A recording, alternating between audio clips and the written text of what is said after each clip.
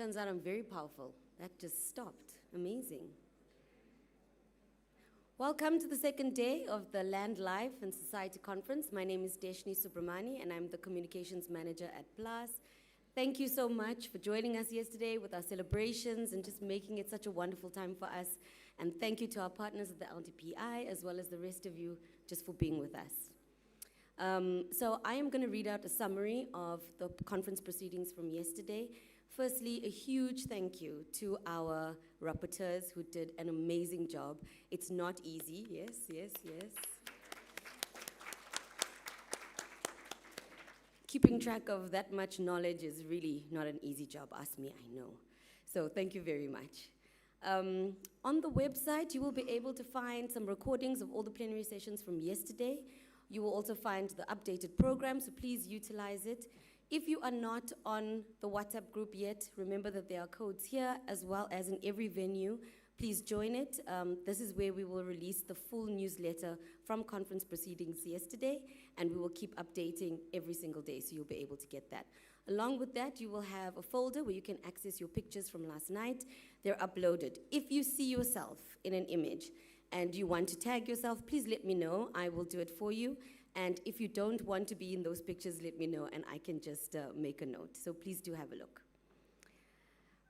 Just a quick announcement. As we go into plenary, please can I ask all plenary speakers to keep the mic as close as possible to your mouth.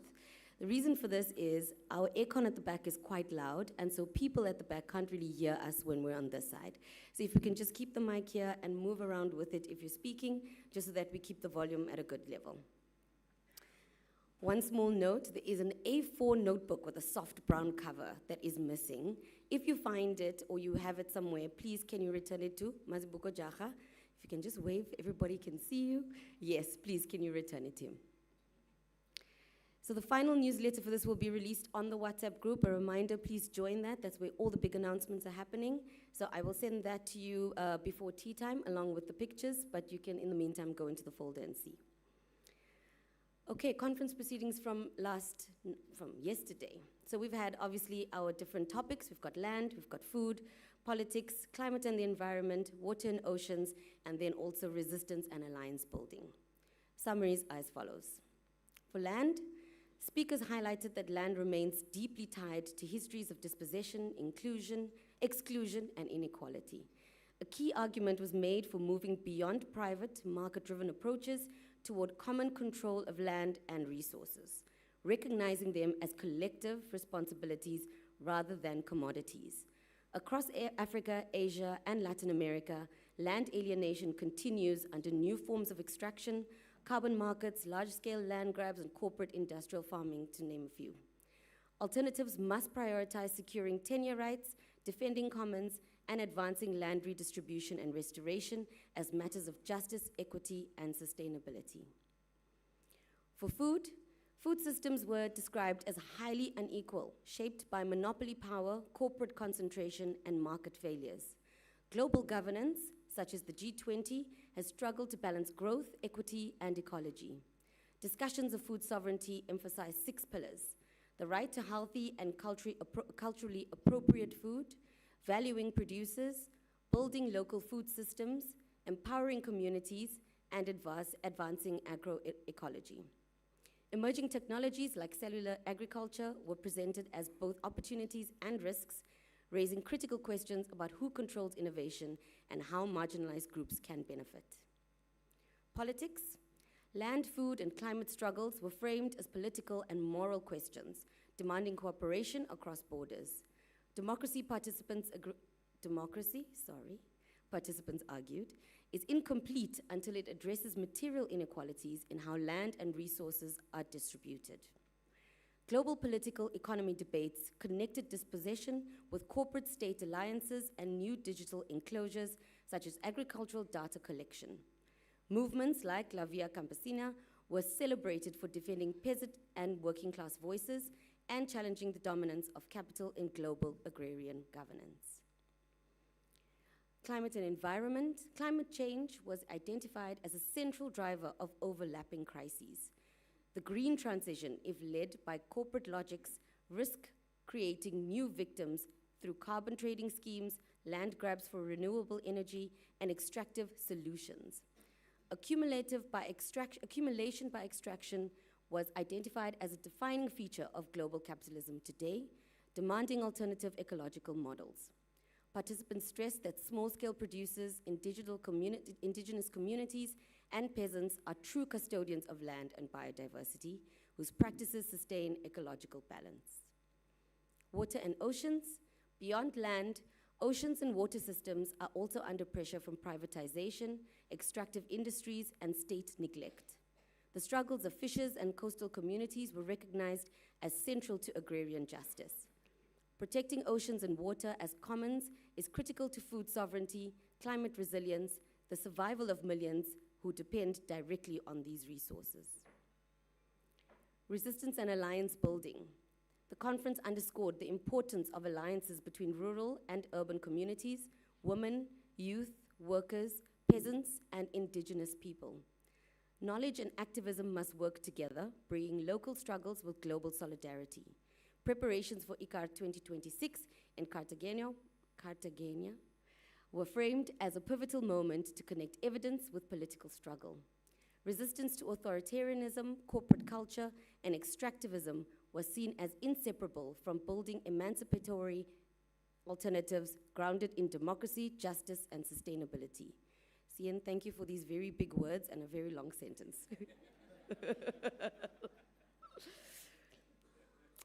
So as you hear this, please, we are inviting you today to please take a piece of colored paper and a pen and a marker. We would like you to identify what are the messages that you want to take to ICAR. If you can write it down and pin it up on the board over there, we will then collect that and consolidate it, and we'll be able to have our Cape Town Declaration ready for you at the end of the conference. We have just one announcement, but is there anybody who's got anything urgent that they want to say? An announcement of any sort? Nothing. Please join the WhatsApp group, and Enrique has one thing to tell us. Thank you.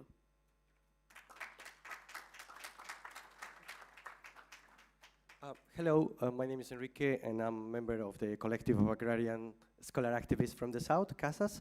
Just very briefly, an announcement, all CASAS comrades, please, if we could meet here in this corner for the tea break, just to touch base. I would also like to extend invitations to all the participants of the Rice Shop, as we are looking forward to welcome you in our collective, right? So at 11, please, we can meet in this corner. That was it, thanks.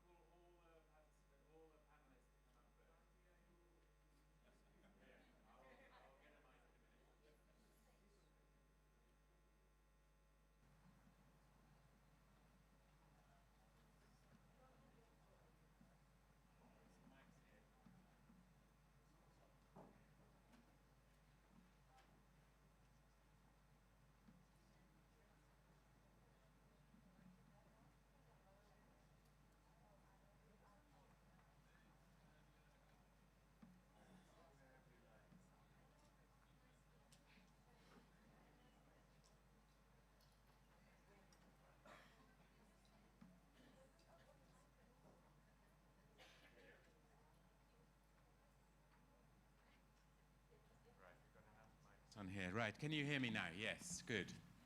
So, this session is about land redistribution, and it carries on from a double panel we had yesterday, which was fantastic discussion, and we want to, as it were, bring that discussion forward with a different group of people to this plenary.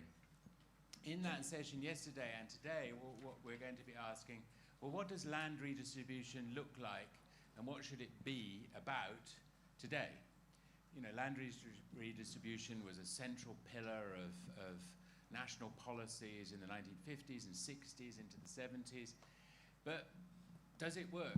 Can it be a possibility in the 21st century? And if so, what should it look like? What are the new parameters around which we should think about land redistribution? And in what ways can we mobilize for it? What facilitatory policies from the state are needed, and in relation to the discussions of this conference, what should we say to ICARD plus 20 about land redistribution? How should it be thought about in the period going forward? Now, this panel we're going to organize in a way that's a little bit different to lots of presentations. We've had a lot of presentations. We're going to have it a bit more of a conversational style. And I'm going to ask each of the participants on the stage here, and there are a lot, to offer in the first instance a response in a couple of minutes at the most to the question, well, why is land redistribution important in your context? What's it for? What might it enable? So we're going to do this sort of fairly randomly, but I'm going to ask Rajanya to go first because she's immediately next to me. Thank you, Ian. The context that I'm going to talk about is India, and I think it's important to talk about land redistribution because the interlinkages between caste and indigenous people's rights vis-a-vis their class status was never really challenged in the Indian scenario. In the post-colonial situation, even when land reforms happened, it touched less than 2% of land. If you take away all the big 3 states that really did well, it comes down to 1% of cultivable land that was really redistributed.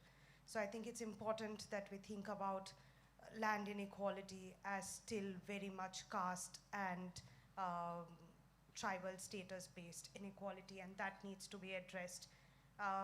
What it will enable is what needs to happen is a caste census needs to happen in India. And there is political demand for it now that can give us the full extent of sort of caste-based inequalities that are there in land rights, then followed by mechanisms of redistribute land that addresses the historical social inequalities of land holdings. Right. Thank you. So in India, is land redistribution an issue publicly? Is it on the political agenda? Land has been a big political agenda, particularly for indigenous people's movements in India, as well as movements of Dalit people in India. These two groups have consistently fought, but the movements have also fought mostly against land grabbing, right, to stop further alienation from land. But in today's political scenario, with so much fragmentation of holding, so much small holding peasantry everywhere, increasing conversations around unviability of smallholding agriculture, I don't think that kind of political demand, keeping land reform in the center of political demand is happening as much as it should. Right. So let's move to Brazil next. I mean, where land redistribution has obviously been hot on the political agenda over a long time. So Leonilde. Thank you. Good morning. For us, agrarian reform is not only agrarian reform in the historical sense of redistribute land, but also the guarantee of land rights to traditional communities and indigenous people. The historical concentration of land is not only a question of numbers, but is a question of power, in small scales as local scales, legislative power, and so on. It is the base of the conditions. It is the base of conditions of climate changes.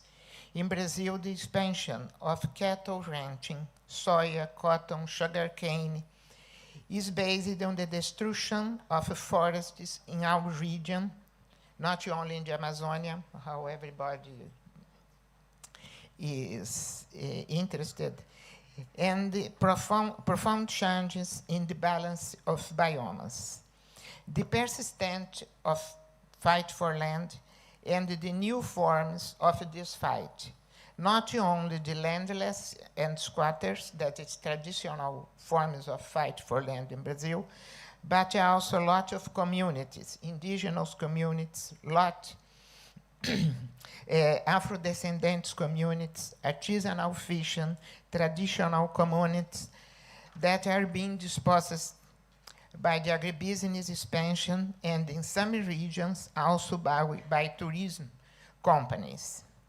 The modern agribusiness is modern, technological, in the sense of technological, but is the principal responsible for rural violence.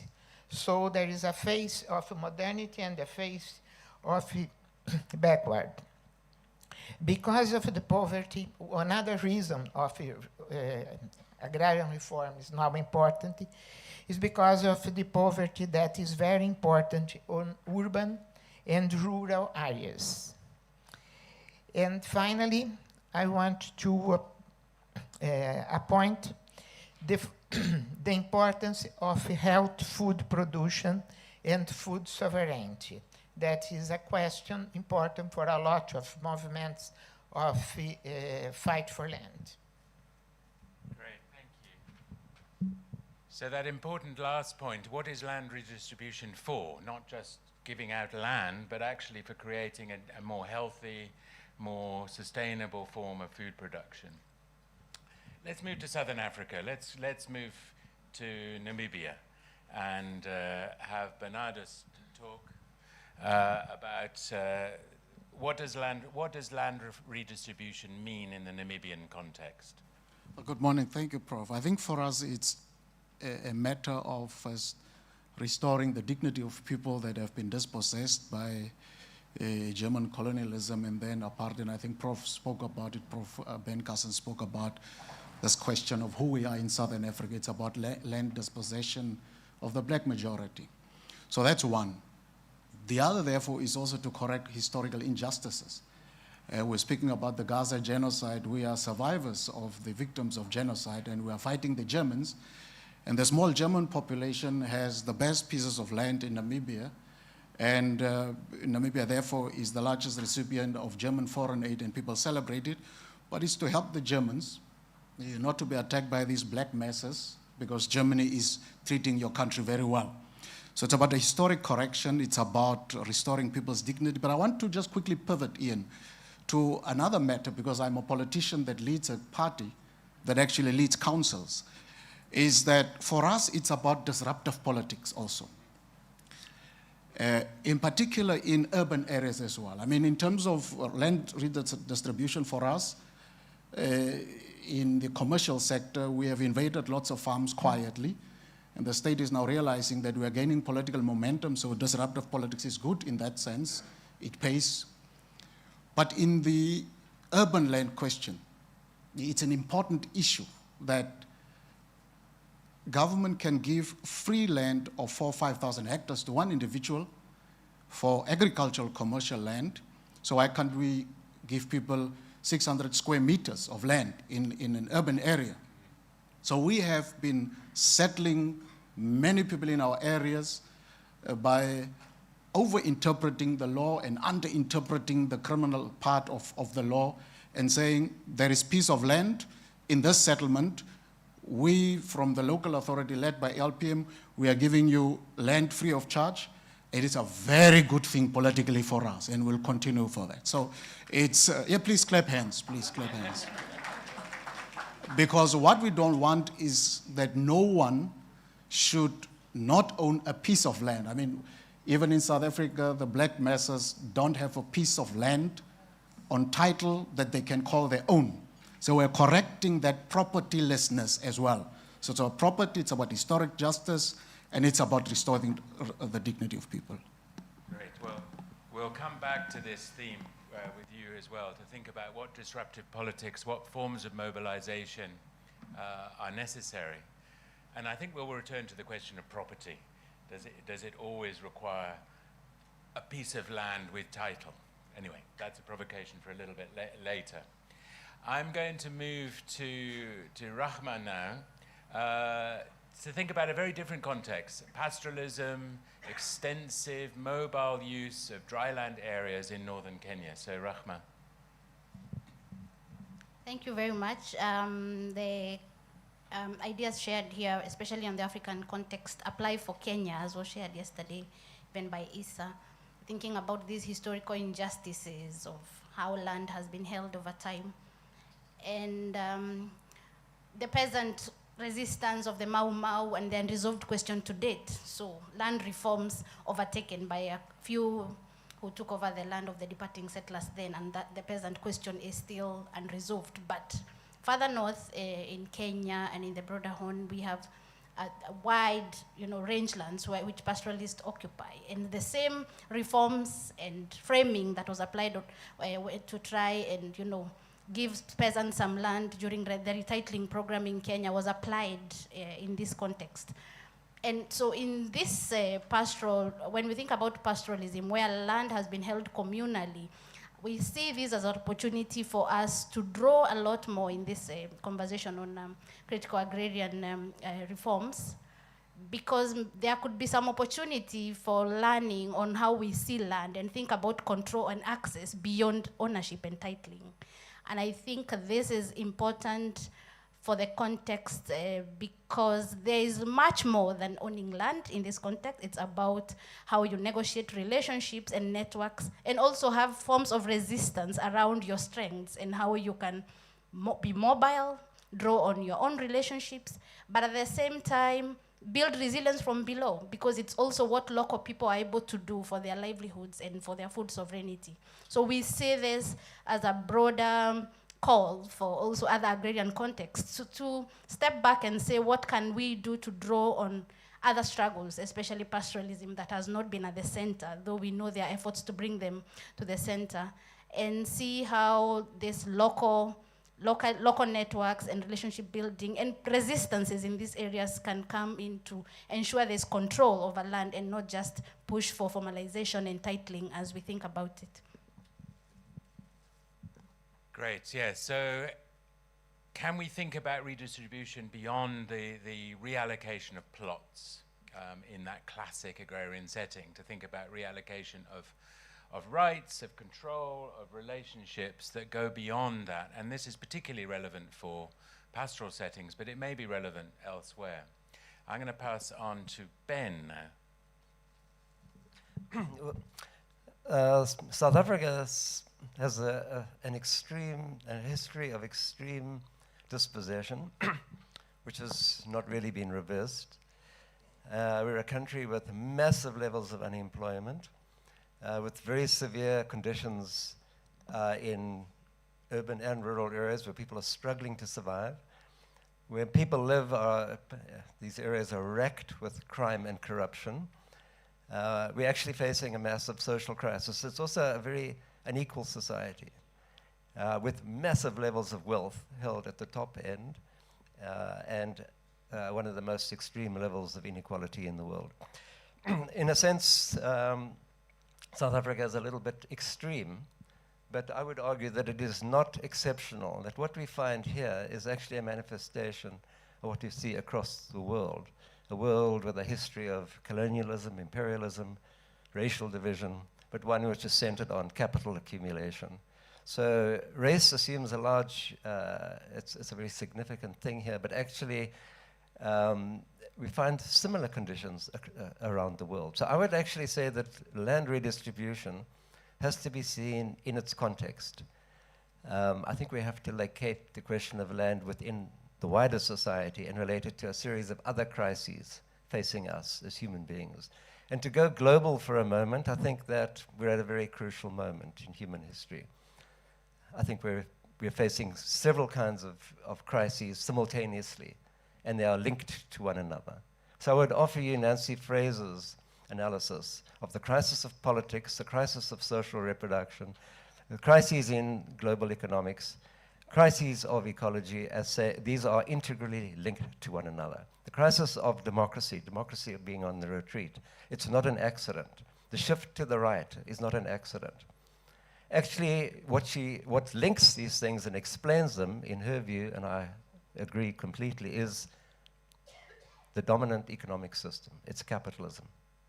And it's in its particular manifestation right now, with extreme forms of neoliberalism. The earth is at risk, people are at risk, everything is at risk. So I think we have to and this is moving very, very fast. It's not the world that we saw 10 years ago, or 15 or 20 years ago. It's evolving very, very rapidly. I think land and its redistribution to ordinary people is a central issue within that larger context. And I think it's not sufficient anymore to think rural only. Not even to think, okay, land in rural and urban. We have to locate the crisis of land, of social reproduction, of the move to the right within this larger context of a systemic crisis across the globe and in our local societies. We have to see the linkages, and we have to create political movements which are adequate to that crisis. So I would leave it there. Yeah. Thank you, Ben, and thank you for giving that bigger picture, because I think we have to keep that in mind. But at the same time, we also should think about local struggles and particularly the gendered dimensions of local struggles. So this is why I'm going to turn to Carmen now, who works with oh, you've got one of these already. Works in this region on women in farms. Good morning, everyone. Thank you, Prof. Ian. So, yes, as Ben said, the issue of redress and colonial dispossession that we not only but also within the region. Prof. Ben mentioned yesterday that part of South Africa's struggle was based on the land shall be shared amongst those who work it. And if we look at farm workers in South Africa, very few farm workers benefited from land reform and land redistribution. And even in communal farming areas in South Africa and the region, it's women who continue to work the land while men did migrant work in mines and in cities. And today we see that women continue to fight for land. They're insecure, their tenure on land is extremely insecure. So therefore land redistribution is very important. The gender dynamics continue to play out as power over. Access to land is also access to economic opportunities. And in South Africa, land as a commodity is extremely valuable both in rural and urban areas. And women are basically casualized labor and also responsible for reproductive labor, which makes them increasingly vulnerable because they're not financially independent. It makes them vulnerable to gender-based violence and violence in other forms. Poverty in itself is violent. And we see from colonial times still today, because of the nature of the insecure economic income and economic wealth or income generation, there is an intergenerational transfer of poverty and psychological violence, and therefore it's important that land redistribution takes place. In South Africa, although the minister yesterday referred or mentioned that there's 3 pillars, there are no legislation guiding land redistribution in South Africa. And that is part of the problem because the pillar of restitution, farm workers are excluded. And even women in communal areas are excluded from being direct beneficiaries from restitution because you need documents and papers, and there's the time limit 1913, whereas farm workers have been working on generationally on farms since colonial times. So that's part of the reason why they've been excluded from land reform beneficiary programs. Great. So land redistribution, big set of questions. So as Bernadus said, around dignity and redress, as Carmen said, forgetting labor on farms and forgetting the gender dimension, what redistribution are we really talking about?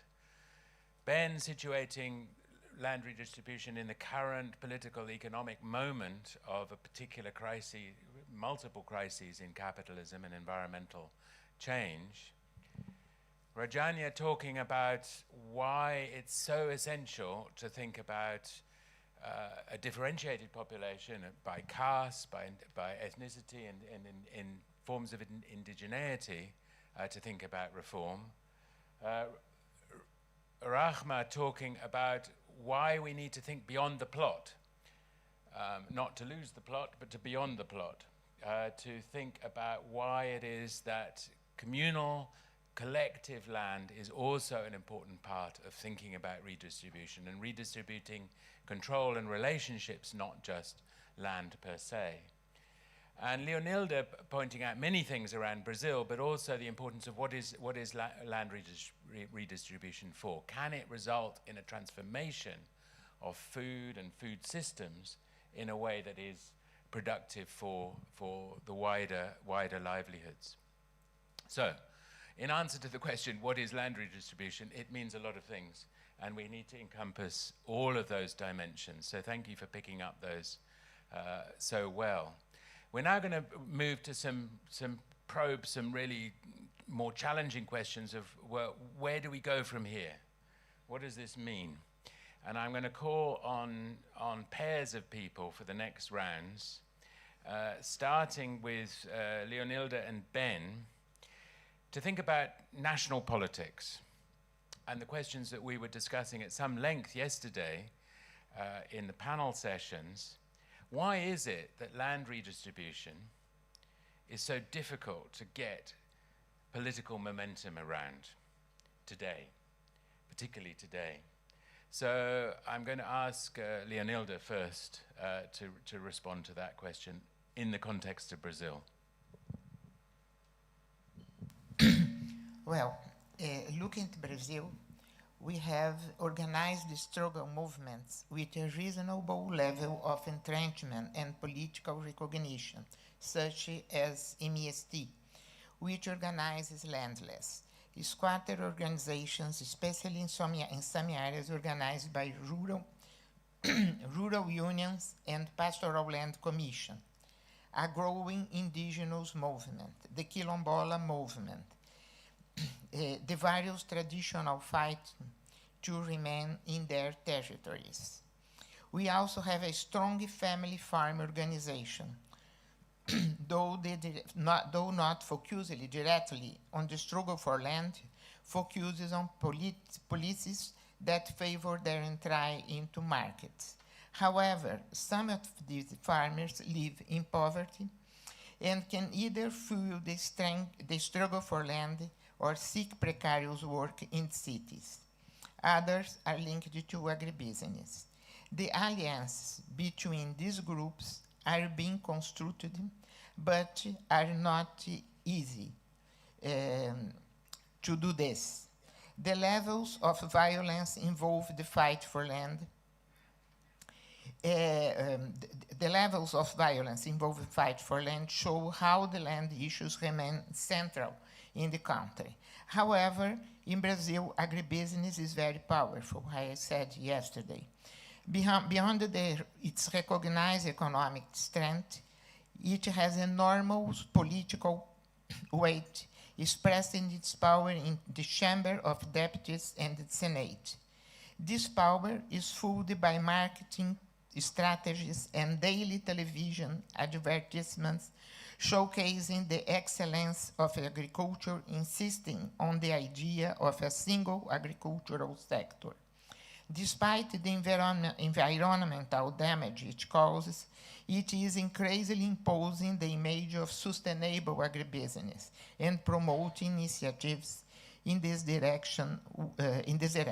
In other words, its political stand stems from a solid process of building hegemony around the causes. For me, to think about hegemony is central to think about the politics in Brazil today. At the same time, in a context of increasing financialization of land, there is a hug dispute over public lands and their regularization in terms of title, a condition for their entry not into increasingly international markets. In this context, even during the progressive governments we have had, and now we have, there has been a strong conciliation with agribusiness. This makes it difficult to advance the resolution of the agrarian issue in favor of peasant families who demand land or in favor of indigenous people or traditional communities. So the dominance of agribusiness, the capital we were talking about before, taking over the state, basically, and determining the parameters on which the debates about land are played out. Not too dissimilar to South Africa, I suspect. So I'm going to ask Ben to respond to the national debates. Thanks, Ian. Yeah, South Africa, we face a very powerful agricultural bloc supported by the black middle class who are keen to get their own hands on commercial farms, supported by the entire academic profession with very few exceptions, agricultural economists in particular, and supported by conservative elements of various kinds. It's very hard to get arguments mounted for radical land redistribution. So what I identified and discussed in our paper yesterday was the lack of a large and effective social movement. We've never managed to organize a powerful movement which could directly influence policy because our new government, because it could not be ignored. We've had policy advocacy from NGOs, from activists, from academics, but we haven't had a large political movement, despite the fact that most South Africans identify the land question as a key part of our history, and it's not been resolved. So there's this paradox that it's both central and yet rendered marginal. One issue, which I was amazed to discover listening to a series of other papers on the panel, was that one major problem is overcoming divisions amongst the oppressed. Okay, and I want to reflect on the experience of the Landless Peoples Movement, the LPM, which arose in South Africa in 2001 and died a death about 2010 or 2014. It was potentially a very important phenomenon in which attempts were made to facilitate the emergence of a wide and diverse range of interests expressed through a land-based social movement, calling for radical redistribution, but also calling for their particular needs to be addressed. And this included former labor tenants in 2 provinces. It included people who were claiming land through restitution. It included farm workers. It included small-scale farmers who wanted land for farming. It included people in informal shacks around towns and cities. It was a very diverse set of interests which supposedly came together in the Landless Peoples Movement, inspired in part by the experience of the MST in Brazil. In fact, members of MST came to visit the LPM to try and help them get organized. Of course, this was mobilized through NGO activists, notably some within the National Land Committee. I was present at the first Congress of the LPM on the occasion of the World Summit for Sustainable Development in Johannesburg in 2002. And there was an election, and the ad hoc executive, which had come into being, nobody voted for them. The members of the movement voted for a completely different set of people, to the dismay and consternation of the NGO activists who facilitated this. So you had 2 executives meeting for the next 3 days. They decided to keep both.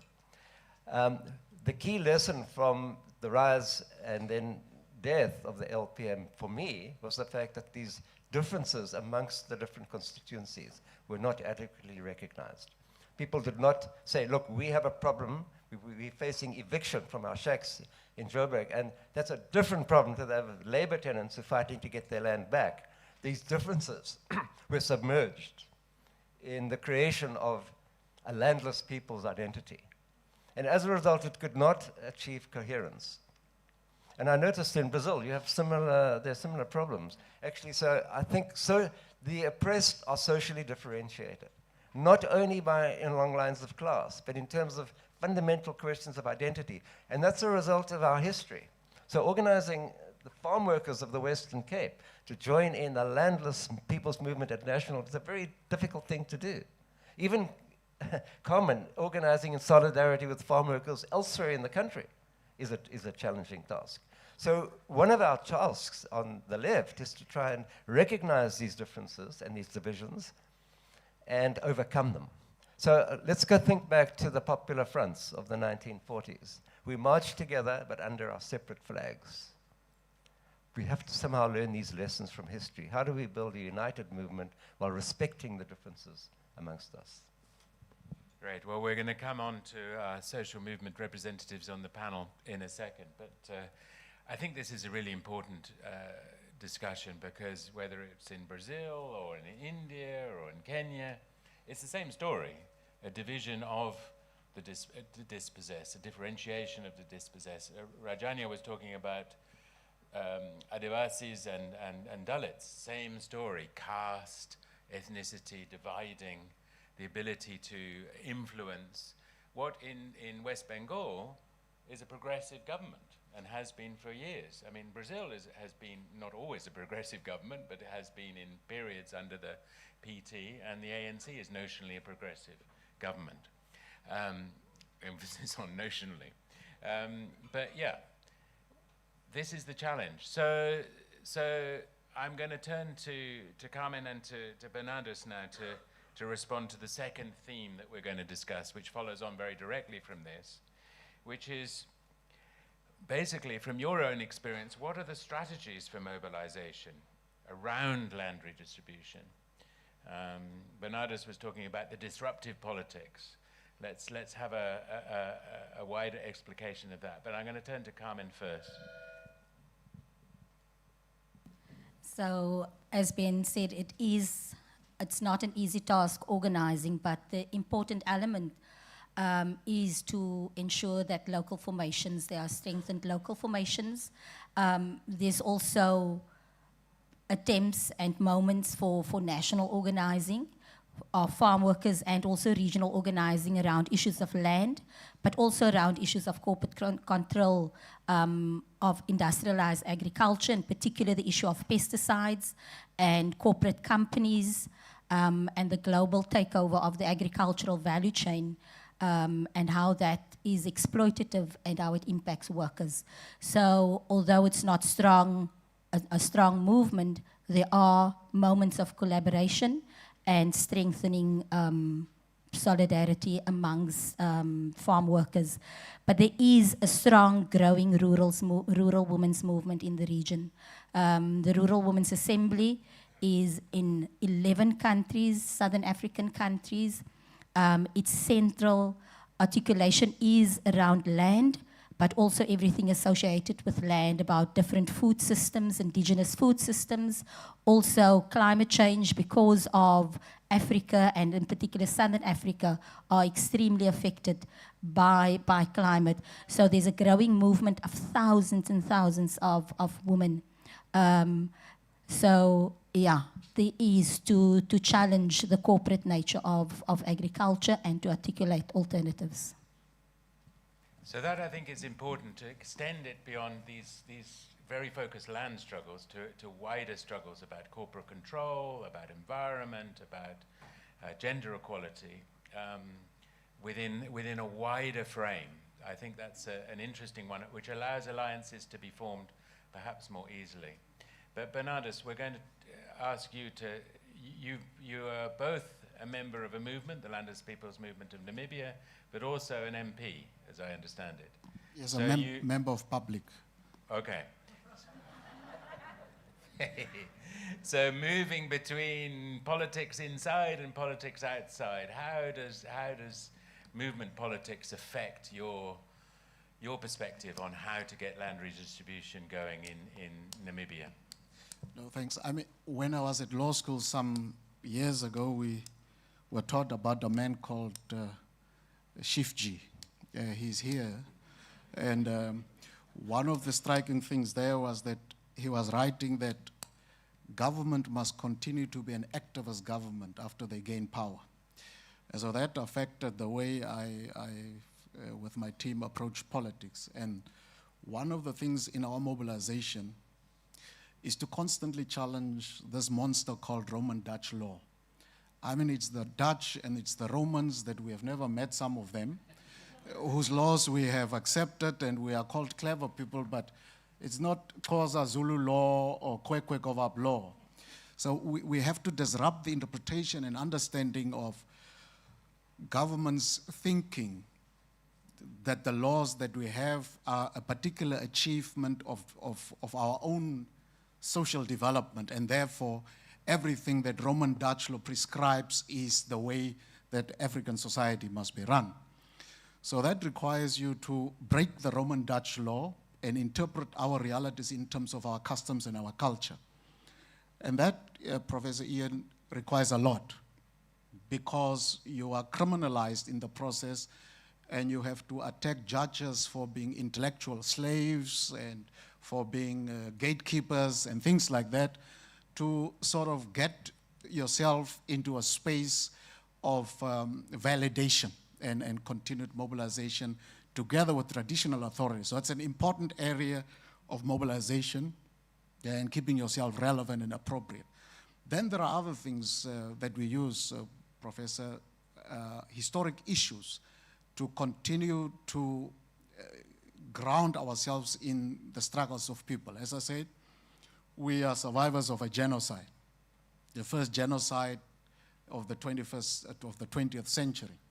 That is not recognized by many, the Nama of Ahero genocide perpetrated by Germans.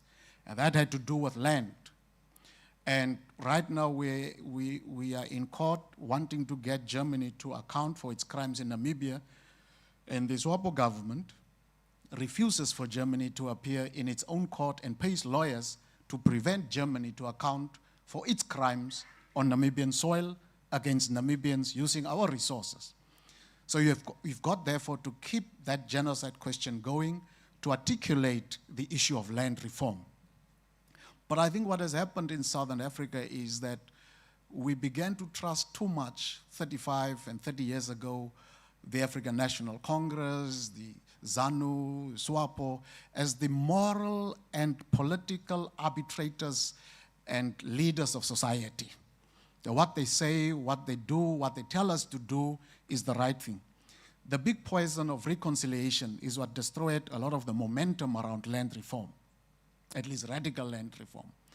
The poison of reconciliation meant that we must also reconcile ourselves with landlessness, and that whatever we get from land has to be a progressive approach dictated by Western interests and new colonial gatekeeping state institutions. So we are unbundling that. And to do so requires a lot of network. And I think in Southern Africa, we're quite weak in networking. And Prof. Ben Carson spoke about this issue of not networking as we should. And I think PLAAS and NELCA fill an important gap to bring us together to network and to share our experiences and so on. But where we have government authority, this is where we use budgets to push a narrative and to create an internal contradiction between similar state institutions. So in local authorities, we give land. In Windhoek, our capital city, when our person was the mayor, we gave about 35,000 titles in 1 year. That was a big thing. But it was a coalition government. And so one political party's mayor is able to give 35,000 title deeds. Another political party says, now how am I going to get back politically if these guys are doing well? So the coalition collapsed. So the question is to use state institutions to try to be as active as possible and not forgetting the roots that you are coming from, and recognizing that there is also a fundamental class struggle in all of that, that we've got to analyze society from class contradiction and class tension and make sure that we're able to gather sufficient momentum to keep constituents together. I spoke for too long. Thank you. Thank you. Fascinating and important for the region, I think, because what does an activist state look like in the post-liberation context of Southern Africa, where particular dominant parties are incumbents and have been for many, many years. Certainly north of the Limpopo, it is the same as the south. So we're going to open this up to the wider group very shortly, don't worry, but we wanted to have one last round of discussion on the theme of, well, what does this all mean? Where does this go? If we're successful in land redistribution and deal with many of these political and movement organizing issues, where do we want it to what's the outcome? Because land reform and agrarian reform are different processes. We've often talked about, well, it's all well and good, we can redistribute some land, we can hand out some titles, we can do all of that in a performative way, but what happens next? What do people do with that land, and in what way? So I'm going to turn now to Rahma, because, of course, as she said before, land redistribution, the questions of agrarian reform in pastoral areas are very different. So what's your vision, if you like, for northern Kenya and the Greater Horn, that if we were lobbying to the governments of Kenya or the regional authorities, where should we focus our attention? Thank you very much, Ian and colleagues. The questions for pastoralism, I think in Kenya, and is the case in Africa, we should go beyond what we are seeing now, where we have communal land rights, and this is seen as the most progressive legal legislation we have, to recognize pastoral lands, to make them central to how they govern their own land. And this is being seen as one of the pieces of legislation that should be replicated in other pastoral areas. But we know that in theory, this is a good start, but in practice, as we said, the redistribution of control and who is making decisions about how we hold this land is more important. At a time when even the conversations around climate change and how pastoral communities and loss of their livelihoods, livestock in this case, because this land is for livestock, for pastoralists, and not for dams to make small irrigation schemes in land that is, bare and not conducive for farming. And we have evidence to show that the most viable means of production for the local people is pastoralism. But going back to which pastoralists are we talking about? Are they the rich pastoralists who are now moving into this ranching and hiving off land, making mobility, which is critical for pastoralism in these areas, even harder, and also thinking about a generational question, which we are also missing here. So there are more young people in these pastoral communities with different visions, but also they are working against framing that this livelihood is not feasible, a livelihood that we have evidence with the work we do with Ian in the north, that is a very resilient over years, has adaptive capacity, the uncertainties we think even the other agrarian economies should borrow from. So the generational question of, so what is the land redistribution in pastoral areas for the younger pastoralists mean and look like? And this calls for us to pay attention to these different categories in these pastoral areas and bring their voices up in the spaces that we are in. And I think that's something that is missing, the voice of especially the rural pastoralist groups that have mobility constrained because of all this grain grabbing, green energy, and large-scale land infrastructure, where these former wastelands have become a frontier for all these development projects. So I think there are many more new challenges, but also opportunities that we can draw on from these areas. Thank you so much, Rahma. So very different contexts, and in pastoral areas, as Rahma said, there is this move for community-based land rights. This is just titling with a bigger plot. It's just the same mentality, but not actually dealing with the complexities of land use in a highly variable dry land environment. I'm very glad you brought up the generational question, because we've also been talking about the gendered question, and they interact. What happens to land over time as people in new generations have different visions for these places? It's not always the same. So I think we need to think about land redistribution not just in the now, but in the next generation and the next generation after that, because this is our future. Sorry, I'm not supposed to speak, I'm supposed to chair, but anyway. But Rajanya, in West Bengal, land reform looks very different. It's, as you said, allocations of very small plots. But what's the, as it were, vision of where that goes for livelihoods and for people? I think one of the key debates that there's a lot of talk about is viability of smallholding agriculture, and even scholars on the left have pointed out that the smallness of the smallholding farm is always going to keep people in poverty. But I think there are 4 aspects within agrarian reform that can address some of this. One is access to credit.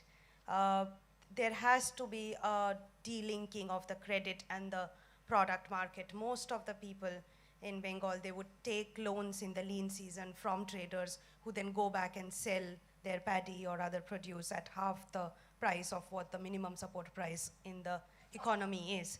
And that's because they don't have access to credit from any institutional sources. The second is procurement, which brings to procurement access in themselves. Because smallholding farmers have very little surplus to sell, and they want to sell this surplus in bits at a time and not sell everything in the post-harvest period like large farmers. They often don't have access to minimum support prices in India, which is generally only accessed by the middle and the large peasants. So there has to be more support to facilitate smallholding farmers being able to sell their produce at better prices. The third is regulation of minimum agricultural wages. What we see now with feminization of not only smallholding cultivation, because men are mostly moving out to non-agricultural work, even in agricultural wage work, we see the same kind of thing, as if agricultural farm labor work is sort of the last resort of the elderly and the women, people who wouldn't get good paying non-agricultural, better paying non-agricultural wage work. So I think the regulation of minimum wages in agricultural work and better implementation of it is important. And then finally, the last point is, of course, irrigation support. If we are ever talking about viability of smallholding agriculture, and if the land redistributed, especially to marginalized groups, are mostly semi-fertile land or infertile land and does not come with any kind of irrigation support, then we'll continue discussing about viability of smallholding agriculture and not put it in context of the withdrawal of the state support, especially after the 1991 reforms. So agrarian reform is much more than land reform. I mean, it's about changing the relationships within agriculture and within rural settings to support people who have land. And too often, and we heard many examples yesterday, land reform is used as a political move. It's popular, but then people are just left with small portions of land without the necessary support. So unless we can combine that narrative around redistribution with redistribution of support, then we're not going to get very far. So that was the contributions from the panel. Thank you very much. So what I want to do now for 20 minutes or so is open it up to the floor. Yeah, we're doing quite well for time. Thank you, panel. To open it up to the floor for comments. It doesn't have to be a question and answer, reflections on these themes about the politics of redistribution. What does land redistribution mean? And to harvest some other cases and some other examples for our wider discussion. So can somebody, I'm not going to hop up and down off this stage, so somebody can run, oh then, good, thank you. Lila is over there first, and then there's one over there, you can take, there's Morgan is over there, and there's somebody at the back, so start with Lila there, well, it doesn't matter, start.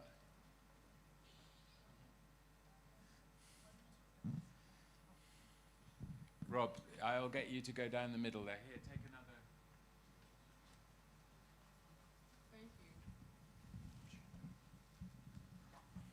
Thank you. I think listening to the discussions, land redistribution, it's looking more of control, power, and access. And the case of West Africa may not be similar in terms of redistributing land from the land elite to landless, but you're looking at tenure security in that sense. And so for West Africa, the land systems remain largely within the customary control. And so for redistribution, we may be looking at governance reforms. And so how community land mapping and documentation is done. You are looking at legal reforms to ensure that women have access, control, specifically, and then decentralizing land institutions to ensure its connectivity. And so in terms of looking at the future, you're looking at the transitions, urbanization, farmlands, agriculture, and all of that. I think that the thin line between that is more of how secured smallholder farmers are, how secured people are, and how we are able to bring in chieftaincy, government, because you're looking at a ratio of 80 to 20 in terms of government hold and also for customary. And so the dynamics is quite different from what we see in the southern part. Yeah, no, thank you for bringing in the West African case. Very different but important to raise. Lila, I think, has got it next. Yeah. Hi, this has been a very good panel. I just have one question and one comment. So question for Ben, why do you say there's no social movements? Can you explain that in South Africa?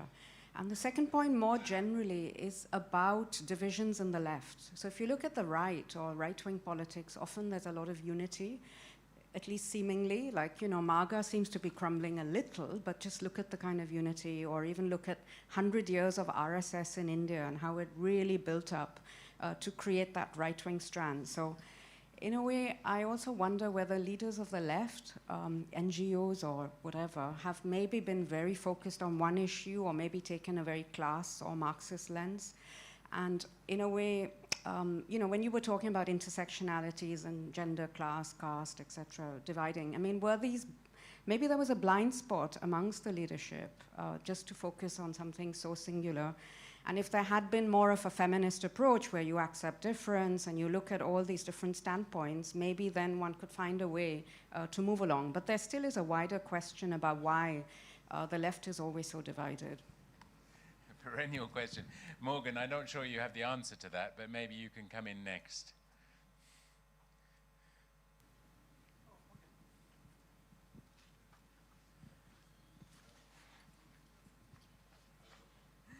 Oh, no, I was going to say Morgan next, then you, Mark. Okay. And then at the back there. No, I'm not sure, but I think that the value of pluralism is a very important value that we should promote very much. But my point was, well, thanks a lot for all the amazing points that you made. But one more point, very much in relation with the e-card, and that was not really much addressed, is the question of what does technology makes to land redistribution. Because right now, and this is different from what was 40, 50 years ago, it's possible to farm without any peasant farmer or farm worker. And that makes a big difference with the situation before. Like the slogan, like land to the tiller, what does happen if there is no more tillers? So I think many agrarian reform, I'm thinking of Brazil, were built on the idea to redistribute unproductive land. But there is no more unproductive land because they're able to produce on the land with the robots and the big tractors and the planes. So I think it should change our strategy. And parallel to that, we have a huge number, as you said, of unemployed people who are facing huge food inflation and who cannot afford the food anymore. So I think this should have a big impact on our strategy for e-card, reclaiming the right to produce, the right to work, and the right to ensure our livelihoods. Because, as you say, there is the agribusiness is saying that they will provide us the food. It's false, but also it's extremely paternalistic.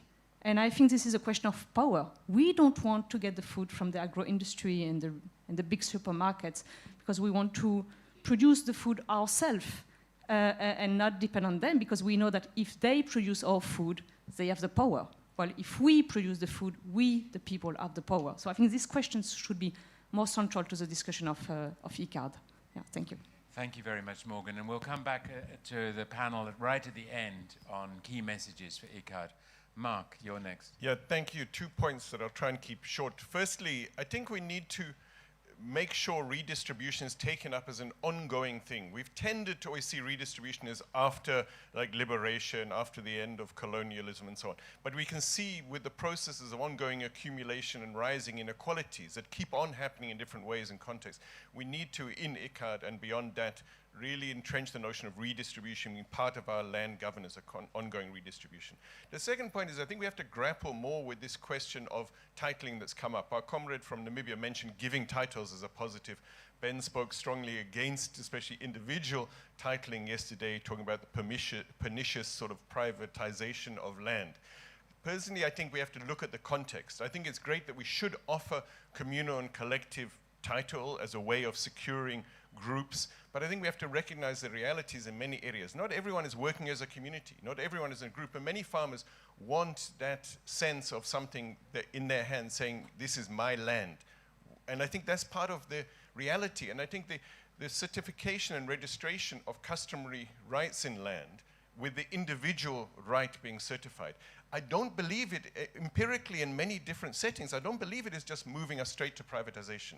It's often in the context of also being clear on national rights to land, and it's about finding that balance between the individual interest and the wider community and national interest in land. And I think many countries are trying different ways to do that, and we should learn from that and not be too dogmatic about saying no individualized titling, because many people want and need that, especially in the light of land grabs, urbanization, urban sprawl and so on, that is putting pressure even on customary land.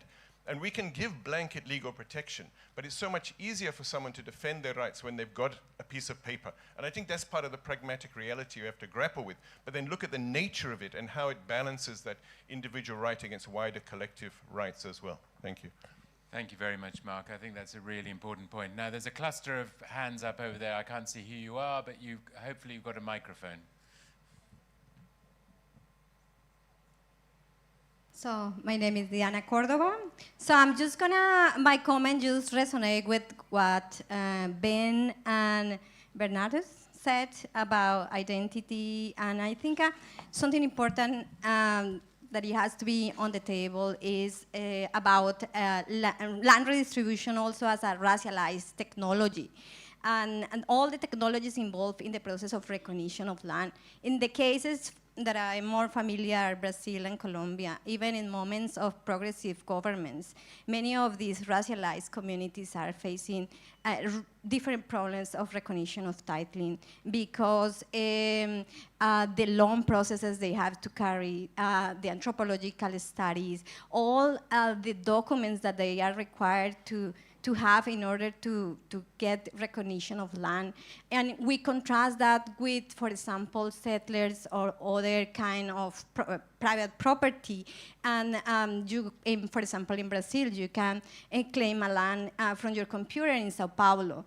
And it's evident that it's, in terms of how technologies involve the bureaucratic process, we need to think about in ways of decolonize this process of claiming land and also recognizing the structural colonial system that is embedded even in progressive governments. In Colombia, it's the same. Now with the new government, we work with Black communities in the Cauca Valley, and many of the ideas of progress and improvement are basically pushed into these communities to develop the same models and similar models like the sugar cane plantations with the Black communities in sort of in this moment of change that we have in Colombia.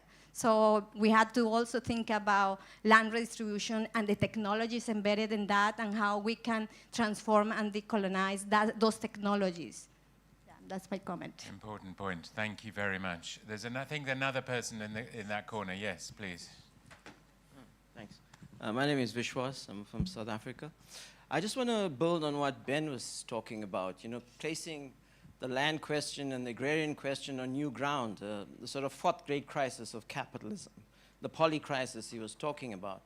I mean, I think if you take Fraser to a logical place and conclusion, capitalism is clashing with the earth in this fourth great crisis.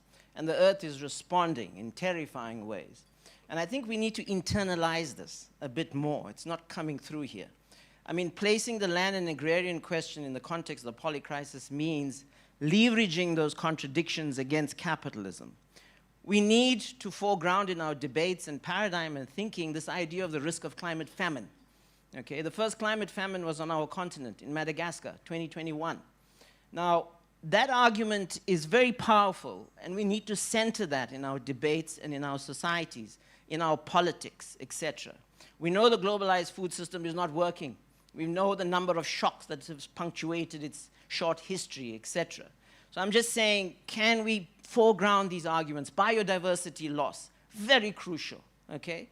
So can we kind of frame our paradigm and approach from that perspective, the poly-crisis and the new food systems we need? We need to really break that ground quickly. Thanks. Thank you. Somebody who's got a microphone. Yes, please, there. And then there's another person at the back there in front of Lila. Good morning, everyone. I'm Namibia, and I do work in the Okavango Delta.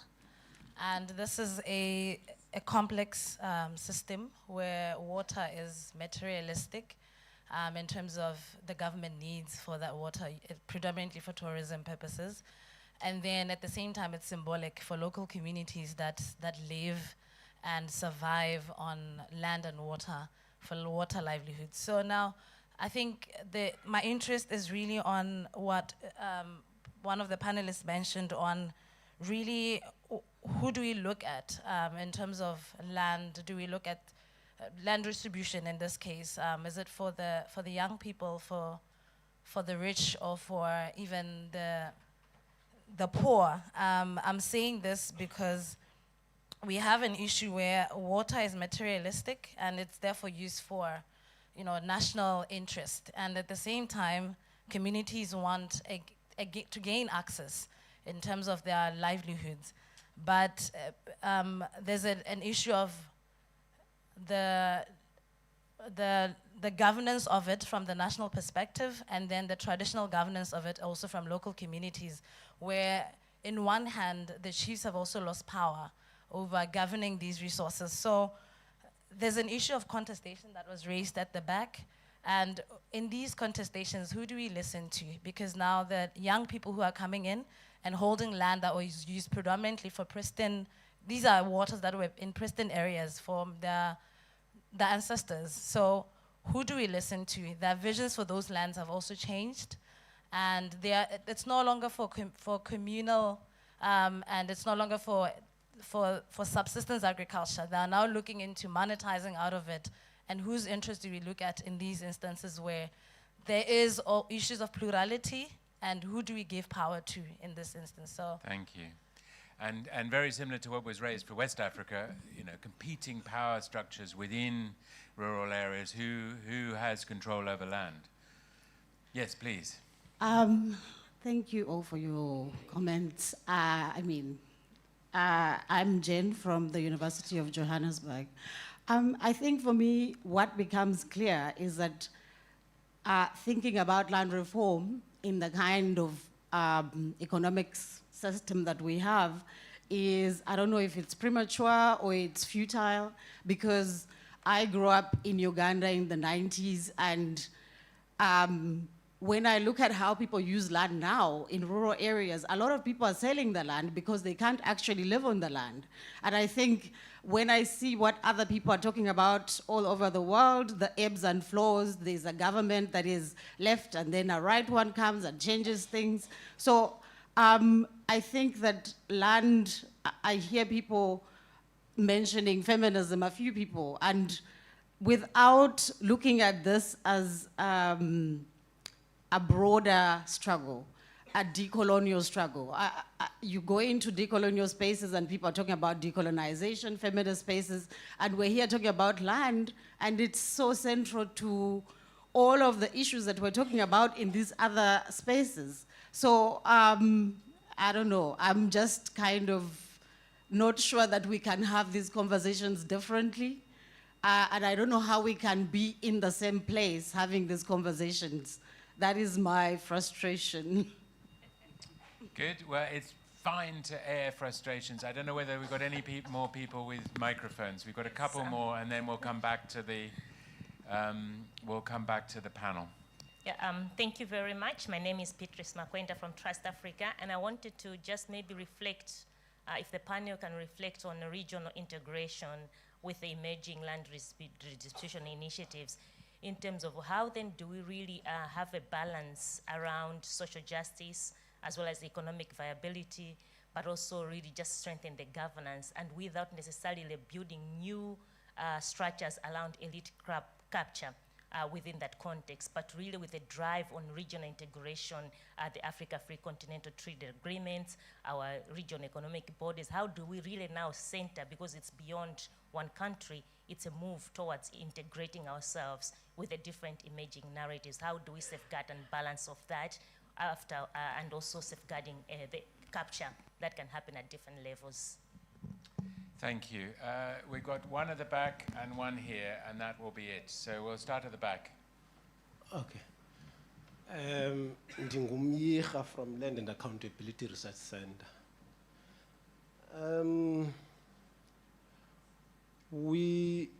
I think we are doing this, we are very good at it. We seem to be talking and never planning. The reality of the matter is that this day that we're waiting for, when all the masses are now conscientized and we are going to start acting in unity, is never going to come. We're not going to have the left speaking the same language. That is not going to come anytime soon. I think what should happen is that we should start plotting. That's what we need to do. Okay. Plotting, planning against those that have the land, because we don't have the land, and time is moving every day. In the next 20 years, PLAAS will be celebrating 50 years. All of us will be here having the same conversation if we don't plot. Thank you. Good, right, we're going to be plotting. Last comment, and then we'll come back to the panel. Thanks, Prof. Ian. My point is about the urban land question. I'm Tapio from the University of the Free State, and I'm just coming out of a study that seeks to sort of understand the urban land question. And as I listened to my brother from Namibia, I got a bit worried that as we talk about agrarian reform, land reform, and creating the free kind of land that we want to parcel out in the urban areas, we are not sufficiently thinking about sustainable settlements in our cities. I'm from Zimbabwe, in Harare, and yesterday, as I closed the panel conversation in the room that I was in, I cautioned about creating unsustainable settlements in the manner in which happened in Harare, in a place that is called Caledonia. It's scattered all over the country. So as I listened to my brother, I thought perhaps we need to add a voice about yes, agrarian reform, but as we answer the urban land question, what are we doing in terms of creating sustainable settlements? Let me end by saying, if your party doesn't parcel out the land in Namibia, in Windhoek, Swaartbooi is going to do it. and if it doesn't happen with the NC, it may happen with the AF and so on. So it's coming, but so we need to place it on the table and answer the urban land question properly. Thanks.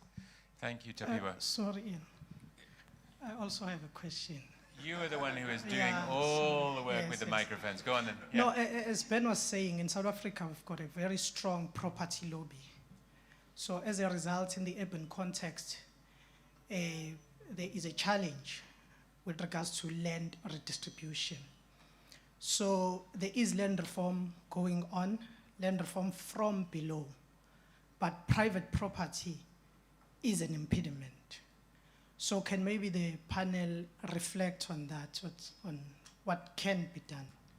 Yes, thank you. Great, thank you. I mean, the panel is not going to be able to reflect on all these things. I'm going to pass it back to the panel, but we've had provocations on, you know, the nature of capitalism and why we need to think about it, the questions of alliances in social movements and between social movements and the state. We've had questions about what does this all mean vis-a-vis labor and technology. We've had questions about tenure and property rights and much more. So you can't answer all of those. So what I would like you to do, panelists, is to pick any theme that you like, but also to conclude in your 1.5 minutes that you have at the most, what should we take forward for ICARD plus 20? If land redistribution is back on the agenda, how do we think about it? This is the plotting question. How do we think about it strategically, politically? Where should we go and what should we say to ICARD plus 20 in order to take this agenda forward? So I'm going to just go down this way, and I'm going to start with Leonilde. And you can just pass it on. 1 minute? 1 minute. Okay. I think it's important to think about the relations between rural and urban question. The urban question is not in our debate. For me, it's impossible to think about agrarian reform without thinking about the situation of the cities, the peripheries of the big cities that are closely related with the problems of the land. I think it's this. In a minute. Yeah, thank you. One of the things I picked from the contributions is around this idea of boundaries and fixed boundaries, but in the context of pastoralism, who also occupy the cross-border areas of many African continents. I think this is an opportunity to think about this transboundary nature of how this livelihood is practiced, but also some lessons to take to the ICAD on the rights to food for all and the working people, this time including herders and people who support the pastoral system, including small businesses and small farmers where this is possible in these pastoral rangelands. And the global focus right now on pastoralism is another opportunity, you know, to bring these lessons from below and the ideas around this indigenous knowledge, skills, including socio-technical skills that draw on the technology. One of the colleagues mentioned about how we have herders who are not on the ground and the labor that goes into herding and pastoralism. For us as scholar activists and the collective of agrarian scholars from the Global South, I think we've been pushing this agenda to think about how we think about food among pastoralists and also cultural knowledge and how this can be protected with all this capitalist expansion. I think these are important messages, focusing on the voices of the people and making sure we don't forget these differentiated voices, even among pastoralists.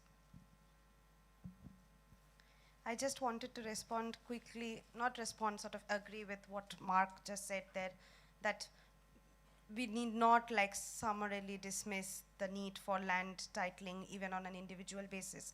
People are at different historical conjectures, and to think about, say, Dalit people's aspirations, people who have worked land for generations but not allowed to own anything, not allowed to have education, for them to aspire to own a piece of land on their own means a lot. So just to keep that in mind even when we talk about common land. To talk about ICARD, I think to get land redistribution back on the agenda, we need to listen and work closely with many movements that are making claims over a range of land uses. The craftsmen in North India who are asking for collective land for dyeing and drying textiles that they make. Pastoralist groups, they're asking for grazing land within small towns in Western India. Migrant workers who are asking for hostels and low-cost housing in Southern India when they migrate, and say the tea plantation workers who are asking for homestead land rights within plantations to be able to repair and extend their houses. So only if we work with sort of these range of land claims that are being made in rural and urban areas, then I think we can start discussing about new political possibilities of what the rural and urban future is going to look like. Thank you. Ben. It's very difficult to explain why we haven't had a large and effective social movement. In fact, the literature is rather thin on this. In fact, I would say that what we lack on the left is a theory of political practice. What we bring to political practice are ideas about mobilizing and organizing in traditional ways.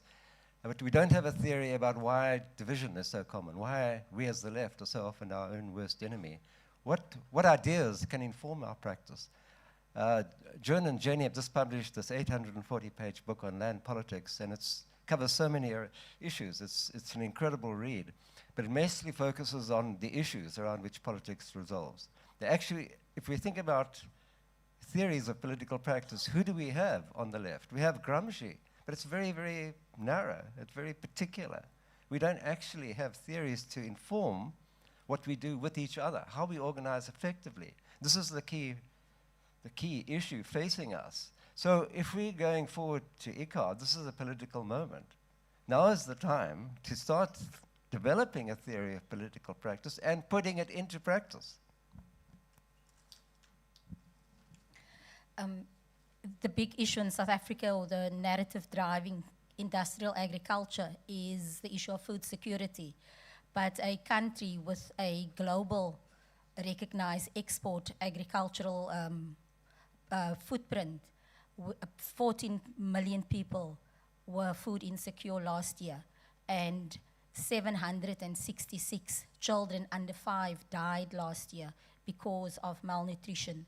So clearly that should be sufficient evidence that commercial industrialized agriculture does not secure food security, and that should be a central theme why land reform, and not only land reform but agrarian reform, different kind of agriculture is necessary for the survival of people.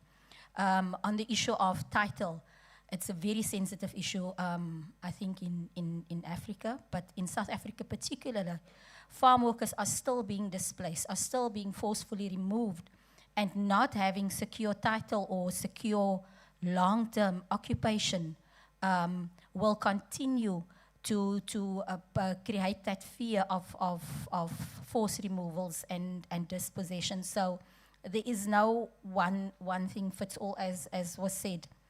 On the issue of technology, yes, it drives unemployment, it increases unemployment, and with technology, young men are favored, and young, skilled, educated men are favored, which means a large part of the rural population and women are disadvantaged by technology. But technology can also be used to advance land reform. We've seen now with the co-creation of knowledge between PLAAS and a local farm worker community, how the evidence created by droning and scoping can possibly be used to advocate for expropriation of land where farm dwellers find themselves. So different kinds of thinkings and ways how to advance the struggle for land access.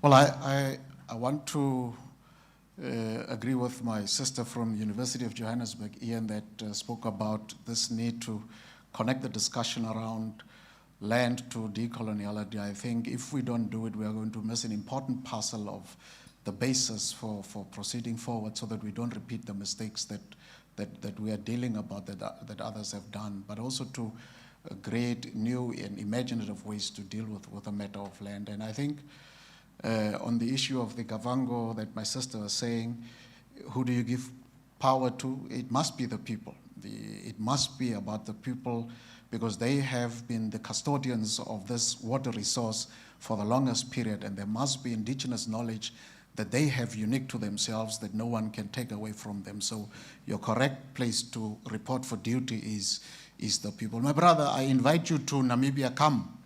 Don't sit at the university reading papers, and so come and we show you how how we do sustainable development, you know. Let it not be paperwork. Come. I invite you next week. I'm in those places. Come there. For us, the message we must take is the theme of our conference here, Ian. Land, life, society. That's what we must go to ICAD with. That it's about land, the basis of life, and life is the basis of a strong, sustainable, well taken care of society. I think that should be our area that we must go with. Thank you very much. Please come to Namibia, my brother. Thank you, Bernadus, and that was a nice way to conclude. And to conclude at 11:01, that's absolutely extraordinary. So thank you very much, panel, both for keeping to time and for offering us an incredibly rich set of reflections. We haven't resolved many of these issues, but we've surfaced them sufficient that the plotting can start. And the plotting needs to start now because the ICAD is only around the corner. This was billed as a conference on the road to ICAD. The road is short. The challenges of organization are large. The questions are difficult. But one way of addressing that and to come up with a declaration that is clear, that is persuasive, that is politically relevant, is to put your ideas onto some small cards onto the board there. So I invite first all the panelists to put their big ideas for ICAD onto that, and then every one of you should be putting your ideas up there. And between us, as a collective way of harvesting ideas, I think the Cape Town Declaration can be powerful and important. So thank you, panel. Thank you, audience. And thank you.